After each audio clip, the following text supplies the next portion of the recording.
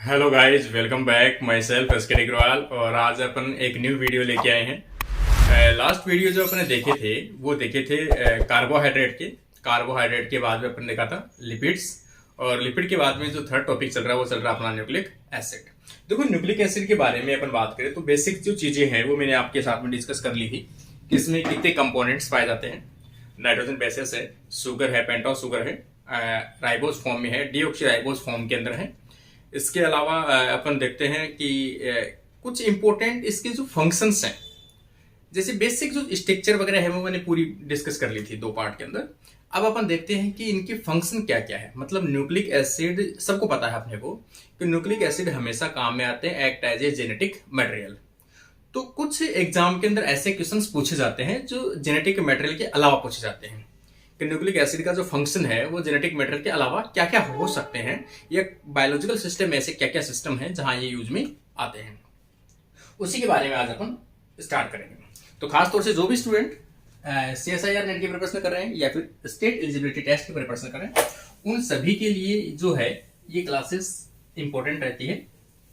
और मैं पूरी कोशिश करता हूं कि आपको छोटी छोटी चीजें हैं वो पूरी आपको अवेलेबल हो सके। और काफी स्टूडेंट्स के ऐसे भी सवाल हैं कि सर ये जो यूनिट है इसके नोट्स, तो देखो नोट्स जो है वो कंप्लीट यूनिट हो जाएगी तो एक यूनिट के जो नोट्स है वो एक साथ में निकाल दूंगा, ठीक है ना, फोटोकॉपी के रूप में या PDF के रूप में, जो भी। आज अपन स्टार्ट करते हैं function of nucleic acid.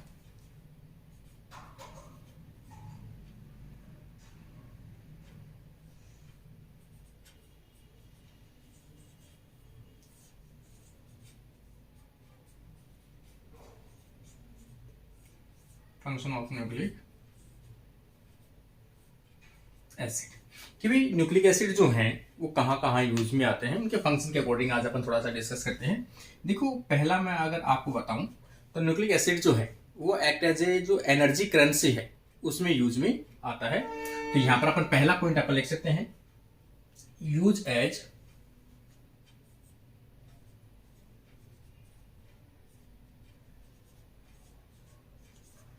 Energy currency.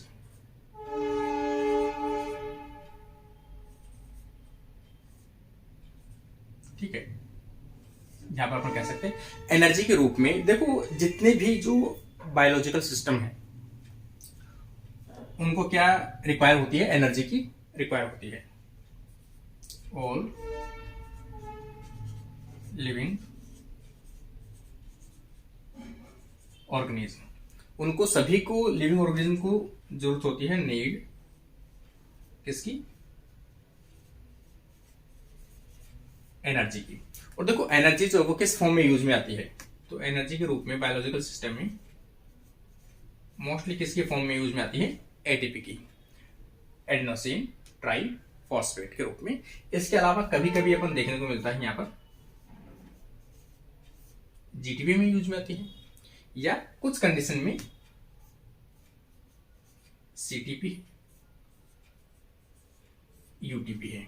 ये सभी अलग अलग जो फॉर्म है वो एनर्जी के यूज में आते हैं। जब भी आप पढ़ते हो हमेशा एनर्जी की फॉर्म पढ़ते हो कि ATP जो है वो एक एनर्जी के रूप में यूज में आती है बायोलॉजिकल सिस्टम में।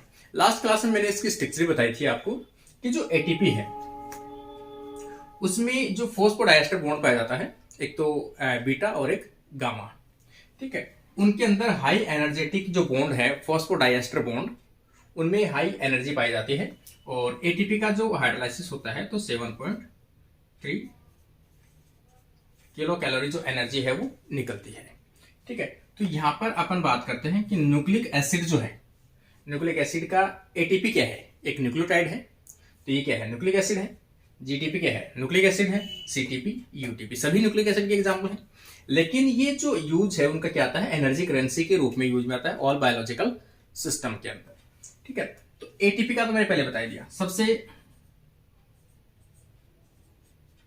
Mostly ATP। जितने भी जो बायोलॉजिकल सिस्टम है उन सभी बायोलॉजिकल पाथवे हैं उन सभी में ATP जो है करेंसी के रूप में यूज में आती है। इसके अलावा UTP अपन देखिए, UTP जो एनर्जी के रूप में यूज में आती है, एनर्जी ये एनर्जी कहाँ पे यूज में आती है? तो ग्लाइकोजन जो सिंथेसिस है उसमें यूज में आती है। ग्लाइकोजन सिंथेसिस, ग्लाइकोजन का जो स्टोरेज होता है ग्लूकोज से मिलकर खासतौर से लीवर और मसल्स के अंदर, तो वहां पर जो एनर्जी है वो कौन सी आती है? यूटीपी जो एनर्जी है वो यूज में आती है देखने को। इसके अलावा अपन यहां पर देखें कि दूसरा जो एग्जांपल है वो कौन सा आ जाएगी? सीटीपी। ये जो एनर्जी करेंसी के रूप में यूज में आती है, तो यहां पर फॉस्फोलिपिड,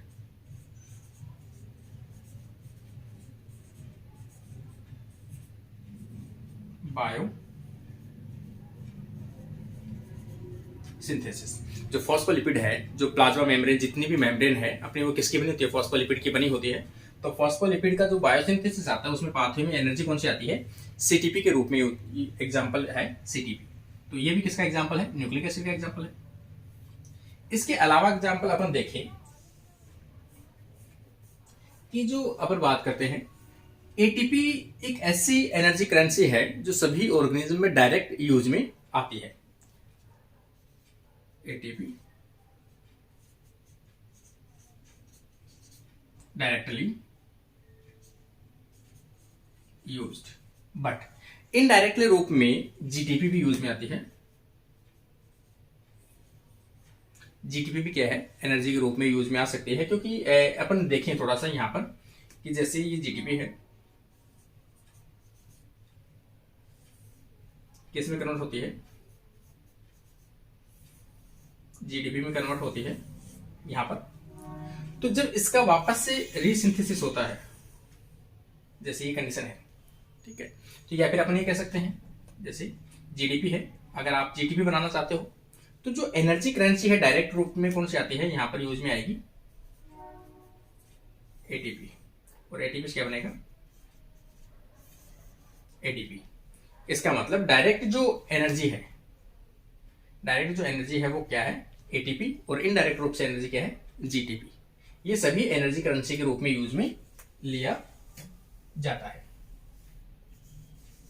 आगे अपन देखें कि इनडायरेक्ट रूप में, मैंने बता भी दिया आपको, इनडायरेक्ट रूप में तो सभी यूज में आते हैं, जैसे जीटीपी है, सीटीपी है और यूटीपी, ये सभी इनडायरेक्ट एनर्जी यूज में आती है, जबकि एटीपी है वो डायरेक्ट एनर्जी के रूप में यूज में आती है।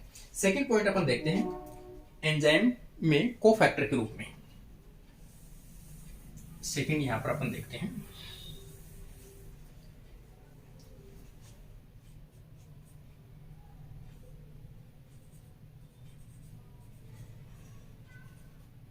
एंजाइम में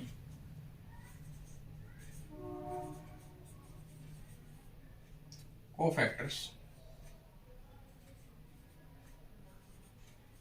के रूप में, ठीक है ना, कि जो एंजाइम है उन एंजाइम में जो कोफैक्टर पाए जाते हैं। देखो कोफैक्टर किसे कहते हैं? को के नाम से है फैक्टर। कोई भी एंजाइम है जब अपना फंक्शन परफॉर्म करता है, उसके फंक्शन को परफॉर्म करने के लिए उसको इंडक्शन देता है या उसको एसेसरी होता है, उसको जरूरत होती है जिस चीज की, उसे अपन क्या कहते हैं? को फैक्टर। उसके साथ वाला फैक्टर जो उस रिएक्शन को कंप्लीट कराने में उसके सहयोगी के रूप में काम करता है, उसे को फैक्टर कहते हैं। तो यहाँ पर एंजाइम में को फैक्टर के रूप में यूज में आते हैं। देखो ये जो को फैक्टर हैं ये खासतौर से न्यूक्लिक एसिड के पढ़ रहे हैं अपन रोल, तो यहाँ पर न्यूक्लिक एसिड है वो को फैक्टर के रूप में काम करते हैं, जैसे NAD, NADPH, इसके अलावा FAD, इसके अलावा FMN। ये सभी कैसे हैं? कोफैक्टर हैं, एंजाइम में काम आते हैं। और ये सभी जो कोफैक्टर है, खास तौर से ये सभी जो कोफैक्टर वो किस में यूज में आते हैं? जो रेडॉक्स रिएक्शन है, ऑक्सीडेशन एंड रिडक्शन रिएक्शन में क्या आते हैं? यूज आते हैं। इसका मतलब इसे अपन रेडॉक्स कह सकते हैं। कंप्लीट रिएक्शन कौन सी हो सकती है? रेडॉक्स मतलब ऑक्सीडेशन और रिडक्शन दोनों को मिलाकर अपन रेडॉक्स कह सकते हैं। तो इनके अंदर इलेक्ट्रॉन को डोनेट करने और उसको क्या करना, रिसीव करने के रूप में काम आता है electron donor and acceptor. Electron का आदान प्रदान करने के लिए यूज में आता है, इलेक्ट्रॉन को एक्सेप्ट भी करता है और इलेक्ट्रॉन को डोनेट भी कर सकता है। ऐसे मॉलिक्यूल्स जो खासतौर से काम करते हैं, ये देखो तो कोफैक्टर पाए जाते हैं। कौन से एंजाइम्स के अंदर खासतौर में बताती है, जो भी रिडॉक्स एंजाइम है, जो इलेक्ट्रॉन को एक्सेप्ट कर सकते हैं और डोनेट कर सकते हैं, प्रोटॉन को एक्सेप्ट कर सकते हैं, प्रोटॉन को डोनेट कर सकते हैं, उन सभी में यूज में आता है। यहां पर अपन देखिए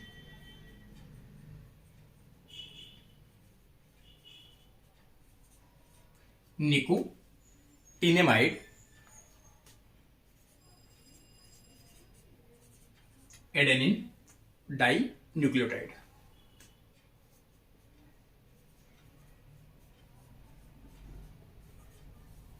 डाई न्यूक्लियोटाइड्स, ठीक है। सेकेंड अपन देखें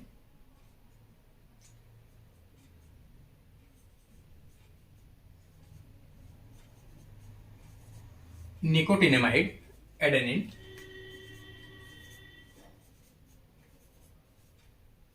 डाई न्यूक्लियोटाइड,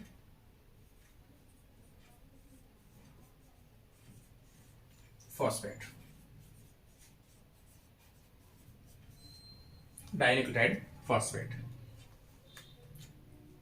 यहां पर अपन देखें, अगर देखो इसके आगे फॉस्फेट लगाए तो इसको न्यूक्लियोसाइड भी लिख सकते हो, निकोटिनेमाइड, एडेनिन, न्यूक्लियोसाइड, फॉस्फेट, ठीक है। आगे आ जाएगा,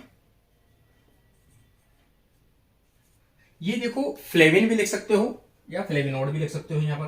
तो यहां पर अपन फ्लेविन लिखे, फ्लेविन, एडेनिन डाई न्यूक्लियोटाइड, ठीक है। अगला देखिए अपन फ्लेविन मोनो न्यूक्लियोटाइड। तो यहां पर आ जाएगा फ्लेविन मोनो न्यूक्लियोटाइड।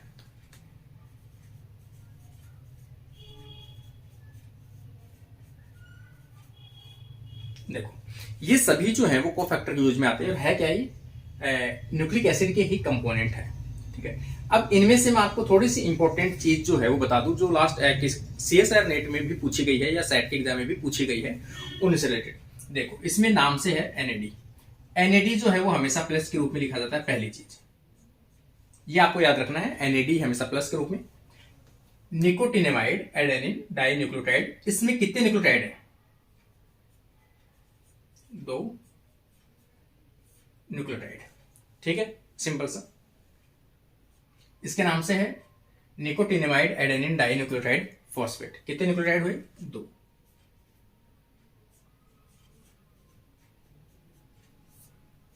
थर्ड अपन देखें FAD, flavin, adenine dinucleotide. अब देखो यहां लिखा हुआ क्या है, डाई न्यूक्लियोटाइड। लेकिन अगर आपसे कभी किसी एग्जाम में क्वेश्चन पूछ लिया जाए तो इसमें न्यूक्लियोटाइड की संख्या होती है सिंगल, 1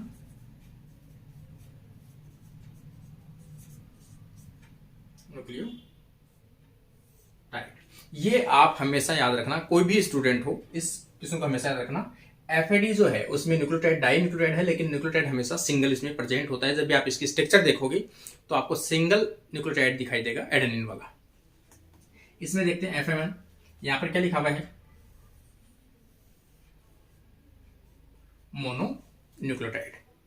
यहां डाई न्यूक्लियोटाइड है तो कितना है, 1 न्यूक्लियोटाइड ओरिजिनल में। यहां पर मोनो न्यूक्लियोटाइड है तो यहां पर क्या है, 0 न्यूक्लियोटाइड। यहां पर नो न्यूक्लियोटाइड।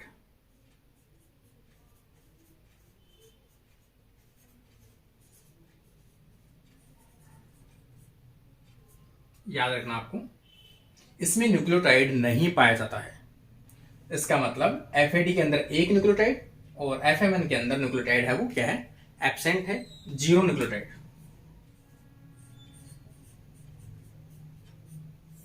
ये दोनों चीजें हमेशा आपको याद रखनी है, क्योंकि इनमें कंफ्यूजन होने की जरूरत नहीं है। डाइन्यूक्लियोटाइड 2 न्यूक्लियोटाइड है, इसमें डाइन्यूक्लियोटाइड लेकिन 1 न्यूक्लियोटाइड ओरिजिनली, इसमें 1 मोनोन्यूक्लियोटाइड है, मतलब इसमें न्यूक्लियोटाइड एब्सेंट ही है, ठीक है। तो ये कोफैक्टर के रूप में जो है वो यूज में आते हैं।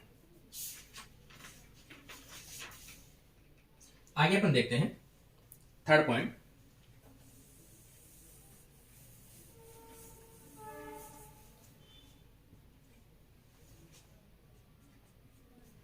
देखो जेनेटिक ये जो है न्यूक्लिक एसिड, ये सेकेंडरी मैसेंजर के रूप में भी वर्क करता है। तो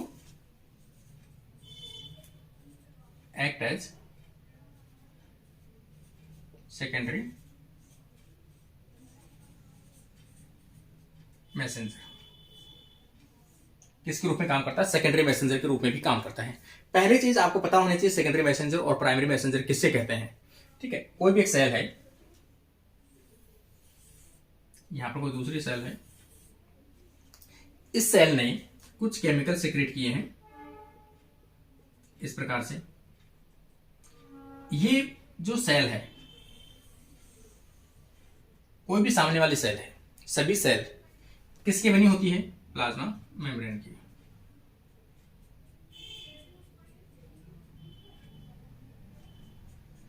ये प्लाज्मा मेम्ब्रेन है।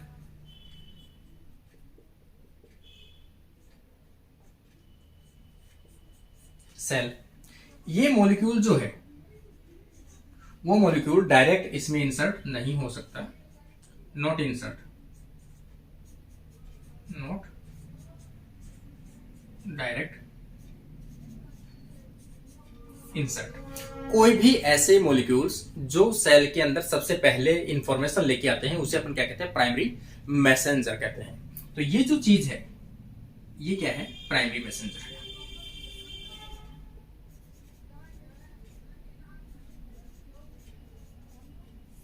ये क्या है? प्राइमरी मैसेंजर है। इन मैसेंजर को एक्सेप्ट करने के लिए प्रत्येक सेल के ऊपर क्या पाया जाता है? रिसेप्टर पाया जाता है। ये पहले क्या होते हैं? रिसेप्टर पर जाकर बाइंड होते हैं। रिसेप्टर पर बाइंड होते हैं तो यहां इस रिसेप्टर के द्वारा कुछ एक्स्ट्रा मैसेज लिगेंड जो है, एक्स्ट्रा सिग्नलिंग मॉलिक्यूल को क्या किया जाता है? बनाया जाता है। ये सेकेंडरी मैसेंजर जो है वो सेल के अंदर कहां बनते हैं? सेल में बनते हैं, जो आगे इंफॉर्मेशन देते हैं। क्योंकि ये जो इंफॉर्मेशन देना चाह रहे थे वो अंदर नहीं जा पाए, इसलिए इन्होंने इंफॉर्मेशन यहां दी और यहां इन्होंने क्या तैयार किया? अंदर की तरफ वो इंफॉर्मेशन तैयार भेजने वाले कुछ मैसेंजर बनाए। ये जो मैसेंजर है उसे अपन क्या कहते हैं? Secondary messenger.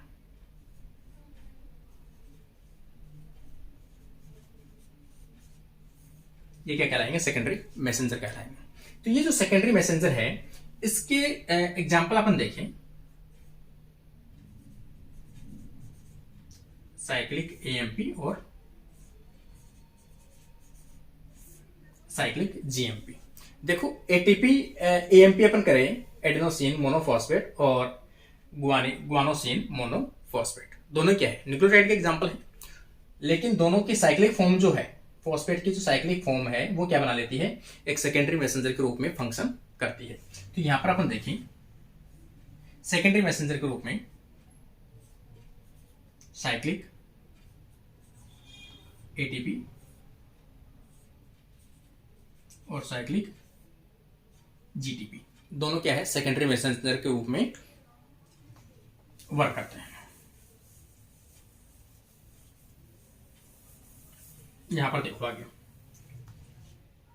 खासतौर से मोस्टली जो सेल्स है, मोस्टली सेल है उनके अंदर जो साइक्लेज एंजाइम है उनके द्वारा साइक्लिक जो एमपी है या एटीपी की बात करें अपन, साइक्लिक एएमपी लिखना था, साइक्लिक एएमपी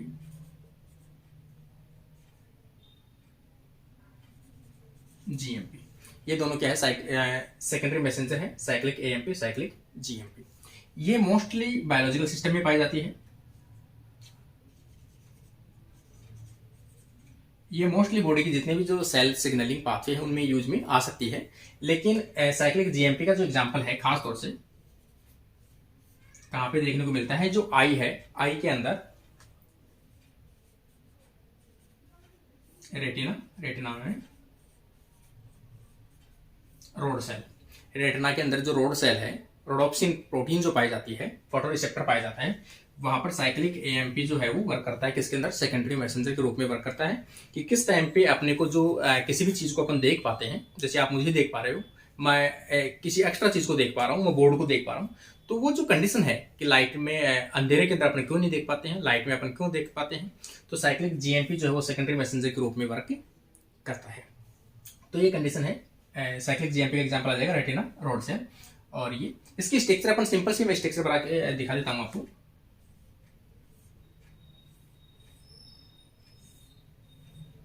ये स्ट्रक्चर तो किसकी है, राइबो शुगर की है। यहाँ पे राइबो शुगर में आप एडेनिन लगा दो, क्योंकि स्ट्रक्चर काफी बार बना चुका हूं मैं, इसलिए एडेनिन डायरेक्ट लगा रहा हूं। यहाँ पर आप लगा दो OH, यहाँ पर CH2, यहाँ पर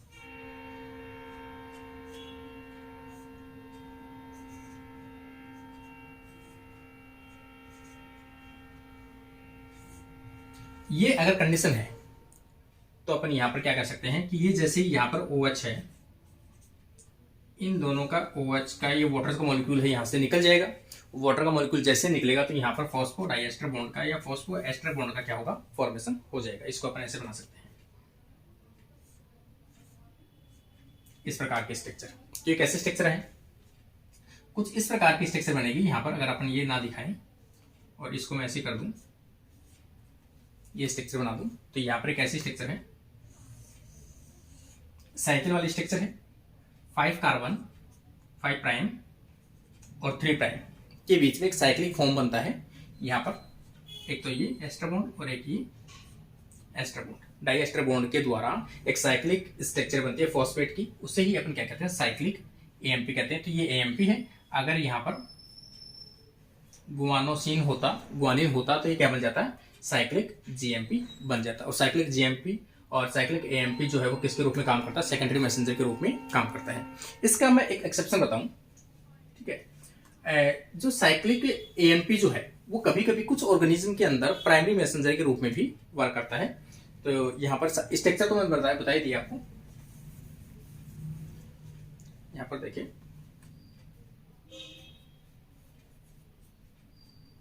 एक्सेप्शन के रूप में देखें कि साइक्लिक AMP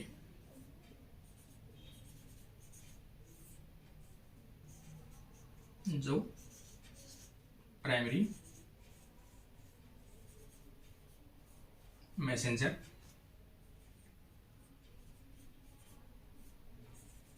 के रूप में भी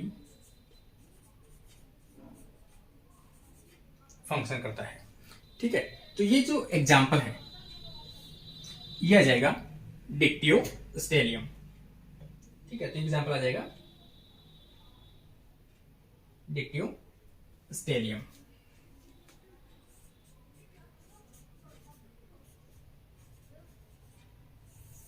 डिक्टियोस्टेलियम जो ऑर्गेनिज्म है उसके अंदर खास तौर से आपने पढ़ा भी होगा कि ये जो एक मॉडल ऑर्गेनिज्म है,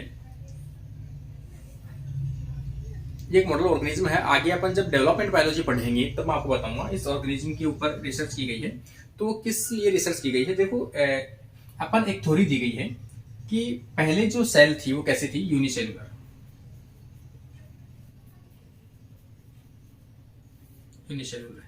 यूनिसेलुलर से मल्टीसेलुलर ऑर्गेनिज्म बना कैसे, मतलब सेल्स का क्या हुआ, एग्रीगेशन। सेल्स आपस में मिलकर एक एग्रीगेशन, एक सेल्स का ग्रुप बनाती है, उसे अपन क्या कहते हैं, टिश्यू कहते हैं। सभी सेल्स मिलकर आपस में परफॉर्म करती है फंक्शन को, उसे अपन क्या कहते हैं, मल्टीसेलुलर।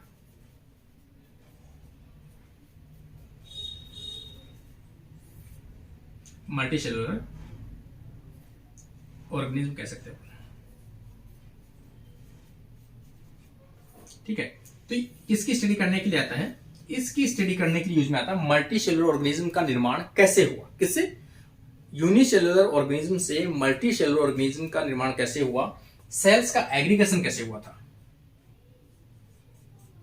सेल का जो एग्रीगेशन है वो कैसे हुआ था, मतलब सेल का मल्टीप्लिकेशन कैसे हुआ था या जुड़े कैसे थे सेल, उसमें काम आता है। और उसमें प्राइमरी मैसेंजर के रूप में काम क्या करता है, साइक्लिक AMP काम करता है, किसमें, डिक्टियोस्टेलम के अंदर, ठीक है, डिक्टियोस्टेलम के अंदर। ये इसका अगला एग्जांपल था, मतलब थर्ड फंक्शन अपन हो गया ये। फोर्थ एग्जांपल अपन देखते हैं ड्रग्स के रूप में। ड्रग्स के रूप में ये आ जाएगा ड्रग्स के रूप में।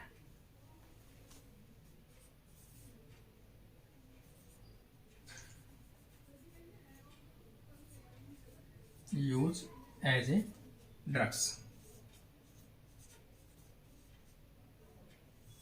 ठीक है, ड्रग्स के रूप में। अब देखो, ड्रग्स का मतलब है कि ये मेडिकेशन के रूप में यूज में आता है, मेडिसिन के रूप में यूज में इसे अपन ले सकते हैं। देखो, खास तौर से अगर ये मेडिसिन के रूप में यूज में आते हैं न्यूक्लियोटाइड्स, तो वो किस लिए काम में आते हैं न्यूक्लियोटाइड्स? देखो, जितने भी एक जो अपन देखें डीएनए या आरएनए रेप्लिकेशन, डीएनए या आरएनए का जो रेप्लिकेशन होता है उसमें न्यूक्लियोटाइड्स क्या होते हैं, 1 बाय 1 जुड़ते जाते हैं। न्यूक्लियोटाइड जब जुड़ते हैं रेप्लिकेशन में, न्यूक्लियोटाइड जुड़ते हैं किससे, 5 प्राइम टू 3 प्राइम। क्यों? 3 प्राइम पर क्या पाया जाता है, OH ग्रुप पाया जाता है, इसीलिए वो आकर क्या करता है, जुड़ता है। अगर मैं ये कहूं कि कोई न्यूक्लियोटाइड आया है, उस न्यूक्लियोटाइड के ऊपर 3 OH नहीं है, जैसे ये स्ट्रक्चर है,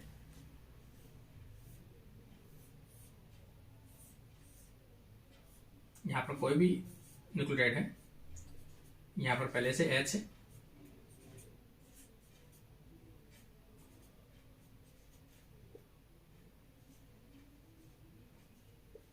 ये स्ट्रक्चर है, ठीक है, कोई न्यूक्लियोटाइड की है। अगर मैं ये कहूं कि आगे न्यूक्लियोटाइड आके जुड़ने वाला है, तो वो कहां पे जुड़ेगा, 3 प्राइम के OH ग्रुप पे जुड़ेगा, तभी तो न्यूक्लियोटाइड अगला जुड़ेगा। अगर मैं ये कहूं यहां पर ये OH एब्सेंट है, OH एब्सेंट है या O एब्सेंट है, डाइडिऑक्सी फॉर्म में है ये, अगर यहां पर ऑक्सीजन एब्सेंट है तो इसे अपन क्या कहते हैं, डी ऑक्सी। अगर यहां पर भी एब्सेंट है तो उसे क्या कहेंगे अपन, डाई डी ऑक्सी। इन दोनों को मिलाकर डाई डी ऑक्सी राइबोज। और जहां भी इस न्यूक्लियोटाइड को आपने डाल दिया, वहां पर रेप्लिकेशन को क्या कर देगा, ये इनहिबिट, न्यूक्लियोटाइड को क्या कर देगा, इनहिबिट कर देगा, किसको, डीएनए सिंथेसिस को। ठीक है, तो डीएनए का सिंथेसिस प्रॉपर रूप से डीएनए का सिंथेसिस या आरएनए का सिंथेसिस नहीं होगा, क्योंकि अगला न्यूक्लियोटाइड कैसा है, उसमें OH जो है वो 3 प्राइम के क्या है, एब्सेंट है। इसका मतलब कोई भी जो ड्रग्स यूज में आती है जिसमें न्यूक्लियोटाइड्स को यूज में लेते हैं, उन न्यूक्लियोटाइड्स में विशेषता होती है, उन न्यूक्लियोटाइड के जो OH ग्रुप है वो एब्सेंट होते हैं। और ये जो न्यूक्लियोटाइड्स हैं, ड्रग्स जो यूज में ली जाती है न्यूक्लियोटाइड्स, वो मोस्टली न्यूक्लियोटाइड्स कैसे होते हैं, या मॉलिक्यूल्स जो ड्रग्स हैं वो कैसे होते हैं, न्यूक्लियोटाइड्स की एनालॉगस या सिमिलर स्ट्रक्चर होते हैं। न्यूक्लियोटाइड के सिमिलर होते हैं, मतलब इनमें न्यूक्लियोटाइड के सिंथेसिस के दौरान, डीएनए के सिंथेसिस के दौरान इन्वॉल्व तो हो जाते हैं, इनकॉर्पोरेट तो हो जाते हैं, लेकिन डीएनए के सिंथेसिस को क्या कर देते हैं, इनहिबिट कर देते हैं। दिखने में कैसे हैं, न्यूक्लियोटाइड जैसे हैं। इसका मतलब ड्रग्स के रूप में यूज में आने वाले सभी न्यूक्लियोटाइड्स कैसे होते हैं, एनालॉगस होते हैं, किसके, न्यूक्लियोटाइड्स के जैसे दिखाई देते हैं, लेकिन वो डीएनए को सिंथेसिस को क्या कर देते हैं, इनहिबिट कर देते हैं। इसका मतलब ऐसे कोई भी प्रोसेस हो, जैसे बात करें अपन ट्यूमर की बात करें अपन कैंसर की अपन बात करें, HIV की बात करें, ठीक है, ऐसे कोई भी प्रोसेस हो जिसमें सेल डिवीजन क्या होती हो, कंटिन्यू होती हो, सेल डिवीजन कंटिन्यू। अगर सेल डिवीजन कंटिन्यू हो और आपको उसको क्या करना हो, स्टॉप करना हो, तो कौन सी ड्रग्स यूज में आ सकती है, जो मैंने अभी ड्रग्स बताई आपको, जिनमें ऐसे न्यूक्लियोटाइड के एनालॉगस हो, ऐसे न्यूक्लियोटाइड के सिमिलर प्रोडक्ट हो जिनमें OH ग्रुप एब्सेंट हो, मतलब अगला न्यूक्लियोटाइड आके जुड़े ही नहीं, तो वो क्या होंगे, सभी वो ड्रग्स कैसे कहलाएंगे, वो सभी ड्रग्स कहलाएंगे एंटी ट्यूमर,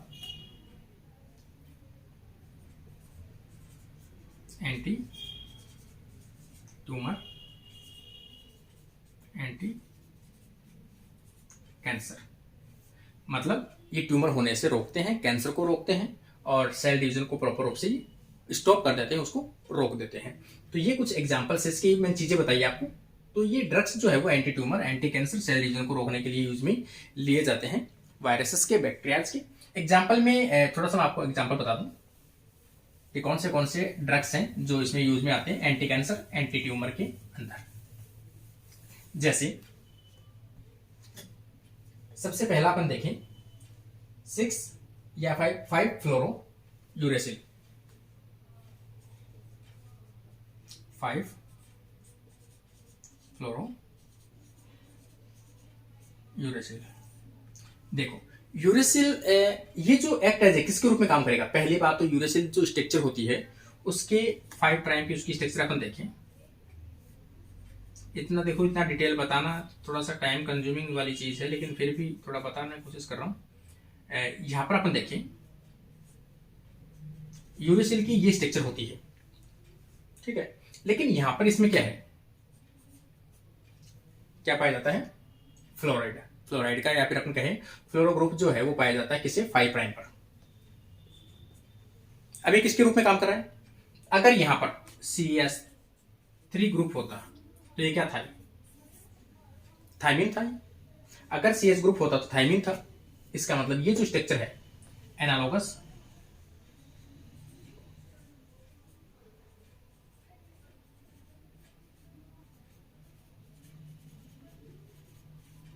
थाइमिन, मतलब थाइमिन के जैसा दिखाई देता है। और थाइमिन के साथ बॉन्ड कौन बनाता है? थाइमिन हमेशा बॉन्ड बनाता है एडेनिन के साथ। इसका मतलब ये जो है वो बॉन्ड किसके साथ बनाएगा? ये बॉन्ड बनाएगा एडेनिन के साथ। क्यों? क्योंकि ये क्या बन गया अपने आप में? थाइमिन के सिमिलर बॉन्ड बनाएगा एडेनिन की। लेकिन इनके अंदर ये जो सभी चीजें होती हैं 5 फ्लोरो यूरेसिल जो होते हैं, या जिन भी न्यूक्लियोटाइड में उपस्थित होते हैं, उनमें 3 प्राइम OH ग्रुप क्या होता है? एब्सेंट होता है, जिसके कारण से सेल का आगे जो सिंथेसिस है वो नहीं हो पाएगा। इस न्यूक्लियोटाइड के साथ अगला न्यूक्लियोटाइड नहीं जुड़ पाएगा, क्योंकि 3OH जो प्राइम है वो क्या है? एब्सेंट है। ठीक है, अगला एग्जाम्पल अपन देखें।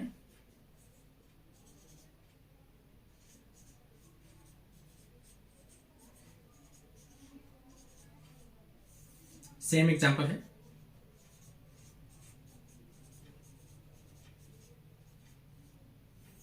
Two deoxy purine. ये भी क्या है? न्यूक्लियोटाइड का एग्जाम्पल है जो एक्ट एज ए ड्रग्स के रूप में यूज में आते हैं।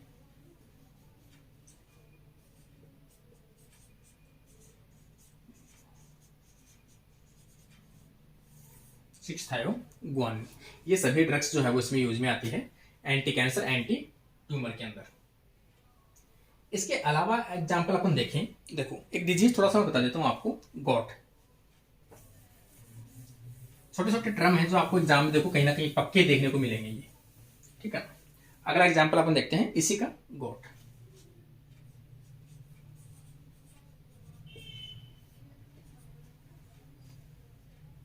GOUT, got. गोट एक देखा जाए तो ऐसा सिम्टम्स है, ऐसा डिसऑर्डर है जिसके अंदर जो भी अपने बोन के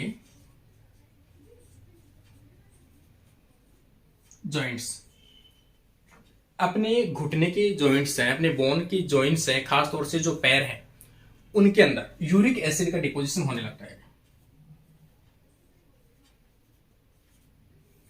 यूरिक एसिड का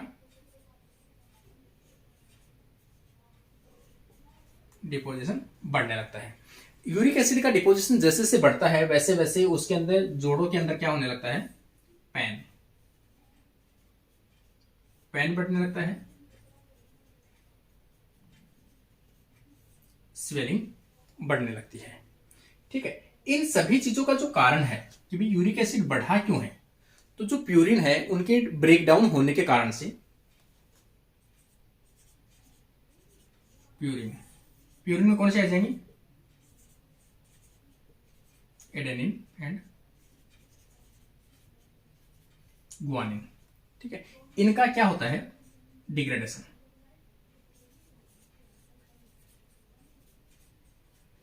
इनका क्या होता है? ब्रेकडाउन होता है, जिसके कारण से क्या बनते हैं? जेंथिन या फिर अपन कह सकते हैं हाइपोजेंथिन और जेंथिन।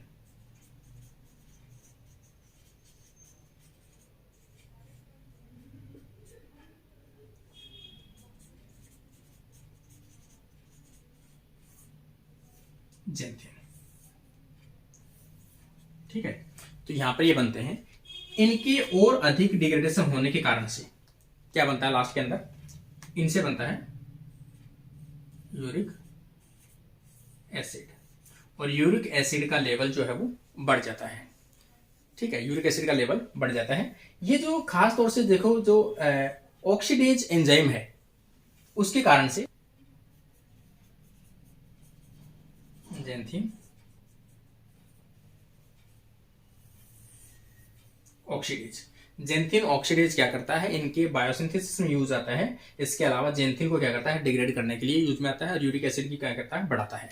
इसलिए अपन अगर इसको कंट्रोल कर दें, इसको क्या कर दें, रोक दें, इसको रोक दें, तो यहां पर इसको रोकने के लिए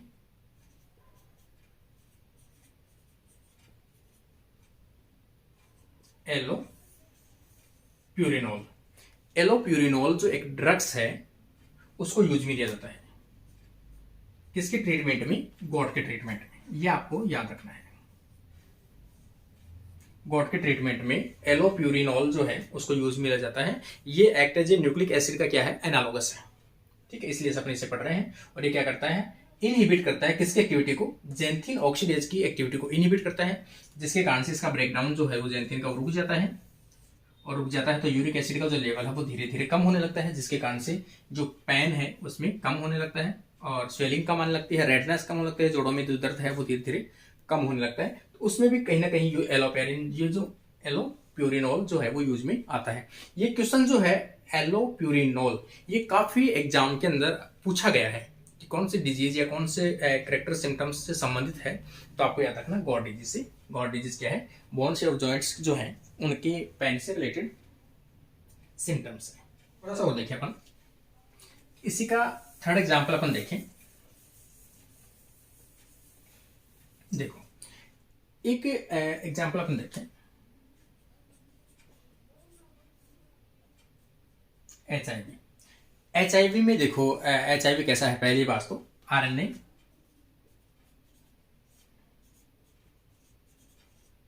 वायरस है, और ये क्या करता है, आरएनए का मल्टीप्लिकेशन करता है, जिसके कारण से जो वायरस है एचआईवी का उसकी मल्टीप्लिकेशन बढ़ती जाती है, आरएनए रेप्लिकेशन।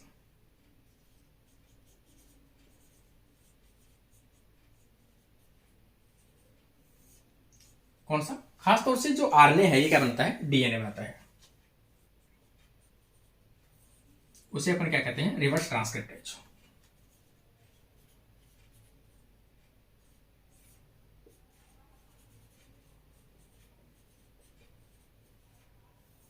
रिवर्स ट्रांसक्रिप्टेज इसमें एक्टिविटी पाई जाती है।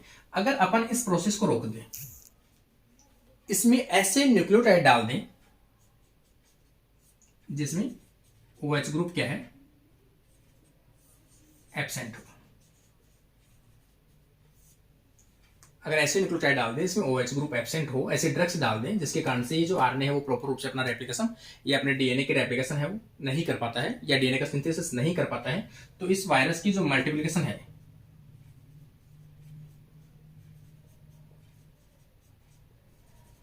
वो क्या हो जाएगी,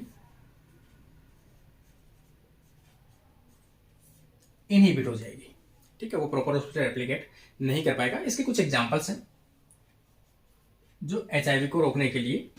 एक तो मोस्ट एग्जांपल जो आ जाएगा वो एजिडोथाइमिन,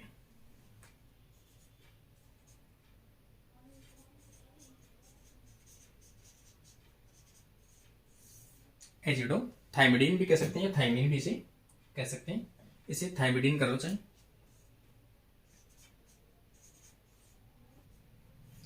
एजिडोथाइमिडीन, तो यहां पर AZT कई बार एग्जाम के अंदर पूछा गया हुआ क्वेश्चन है, काफी बार एग्जाम में क्वेश्चन पूछा गया है कि ये जो कहां पे यूज में आता है, तो ये एक न्यूक्लियोटाइड का एनालोगस है, तो पहली चीज तो, और यूज में कहा था एचआईवी के ट्रीटमेंट में इसको यूज में लिया जाता है।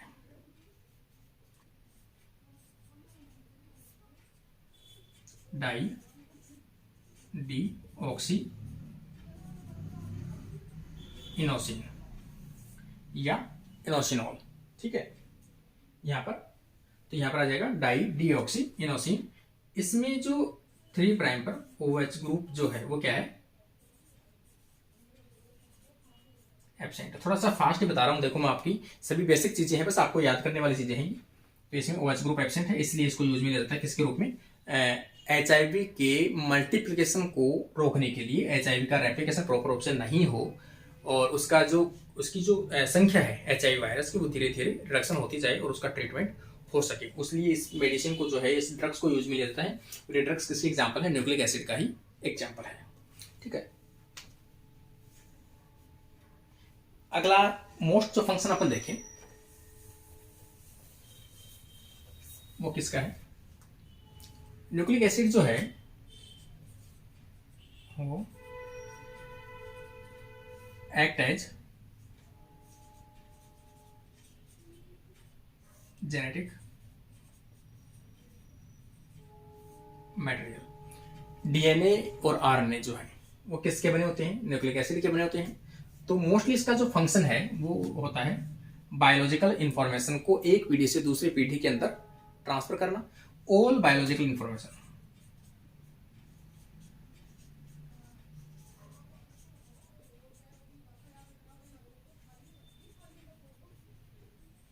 all biological information present in nucleic acid,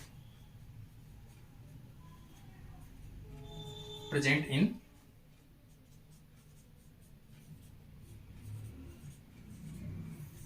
nucleic acid, ठीक है। वो हो सकता है किसी की फॉर्म में भी हो, चाहे वो डीएनए की फॉर्म में हो, चाहे वो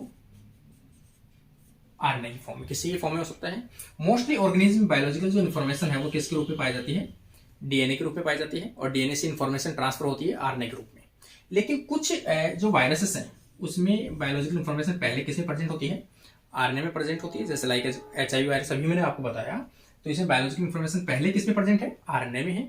आरएनए से वो डीएनए में ट्रांसफर कर सकते हैं। लेकिन कुल मिला के बात यही है कि ये दोनों ऐसे मॉलिक्यूल है जिनमें सभी लिविंग ऑर्गेनिज्म की जो बायोलॉजिकल इंफॉर्मेशन है कि कौन से जीन एक्सप्रेस होंगी, कौन से जीन से क्या प्रोडक्ट बनेंगे और कौन से जीन के एक्सप्रेस होने से कौन से ऑर्गेनिज्म के अंदर क्या क्या एक्सप्रेशन आएंगे या फिर कौन से फिनोटाइपिकली जो एक्सप्रेशन है वो दिखाई देगी।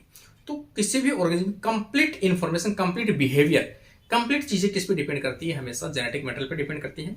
जेनेटिक मटेरियल एक पीढ़ी से दूसरी पीढ़ी के अंदर ट्रांसफर होते हैं, वर्टिकल भी होते हैं और हॉरिजॉन्टल भी होती है। एक ऑर्गेनिज्म से किसी दूसरे ऑर्गेनिज्म में ट्रांसफर किसी वायरस के थ्रू या किसी बैक्टीरिया के थ्रू ट्रांसफर हो जाए तो वो अपन कह सकते हैं हॉरिजॉन्टल जीन ट्रांसफर। लेकिन मोस्टली वर्टिकल जो जीन ट्रांसफर है ना, पेरेंट से ऑफस्प्रिंग के पास में, पेरेंट से बच्चे के पास में जो जेनेटिक मटेरियल प्राप्त होता है उसे वर्टिकल, और किसी वायरस के द्वारा एक ऑर्गेनिज्म से दूसरे ऑर्गेनिज्म में डायरेक्ट ट्रांसफर करना जेनेटिक मटेरियल से अपन क्या हॉरिजॉन्टल जीन ट्रांसफर कहते हैं। तो जेनेटिक मटेरियल के रूप में भी यूज में आता है। तो ये सभी चीजें जो थी न्यूक्लिक एसिड की इंपॉर्टेंट चीजें जो मैंने आपके साथ में शेयर की है, उम्मीद करता हूँ आप ज़्यादा से ज़्यादा एंजॉय कीजिए। और किसी भी चीज़ के डाउट होते हैं, और जैसे मैंने आपको बुक के बारे में पहले भी बताया था, तो बुक जो भी स्टूडेंट मंगवा रहे हैं उसमें उसको रीड कीजिए और लास्ट में जैसे आप रीड कर लोगे तो कुछ टाइम के बाद में आपको 1 बाय 1 जो पेपर है, कुछ स्टूडेंट ऐसे इंग्लिश के मीडियम के आगे जो पेपर हैं वो हमें समझ में नहीं आएंगे, हो सकता है तो उन क्वेश्चंस को या उन पेपर को मैं डायरेक्ट यहाँ पर यूट्यूब के ऊपर सॉल्व करवा दूंगा ताकि वो भी आप सॉल्व कर सको। तब तक आप पढ़ते रहिए और डेली का एक पेपर जरूर सॉल्व कीजिए। आज के लिए अपना वीडियो ही कंप्लीट होता है। Thank you guys.